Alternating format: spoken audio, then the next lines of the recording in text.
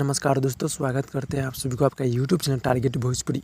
जी बता दूं कि भोजपुरी की हिट मशीन खेसारी लाल यादव जी का गाना जो डबल खिड़की है ना, उस पर काजल राघवानी का बहुत ही हाई लेवल का रील्स वीडियो काफ़ी तेज़ी से वायरल हो रहा है। जी हाँ दोस्तों, अभी बता दूं कि खेसारी जी को सपोर्ट करने का ज़रूरी है, आप लोग सपोर्ट कीजिए।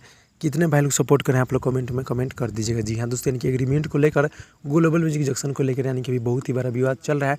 तो फाइनली आप सबके बीच यानी गाना आएगा। जी हाँ दोस्तों, ऐसा कोई दुख की बात नहीं कि गाना नहीं आएगा, गाना आएगा। यानी कि 2 से 3 दिन के अंदर में गाना एक से बढ़कर एक बहुत ही हिट लेवल का यानी कि कृष्णा बेदर्दी जी और अखिलेश कश्यप जी का लिखा हुआ है। जी हाँ दोस्तों, तो आप सबके बीच बहुत ही जल्द आएगा। जो कि गाना छूटा है VR म्यूजिक से डबल खिड़की, उस पर बहुत ही गजब का हाई लेवल का रील्स वीडियो काजल राघवानी जी बनाई है, जो कि आप लोग देखे हैं।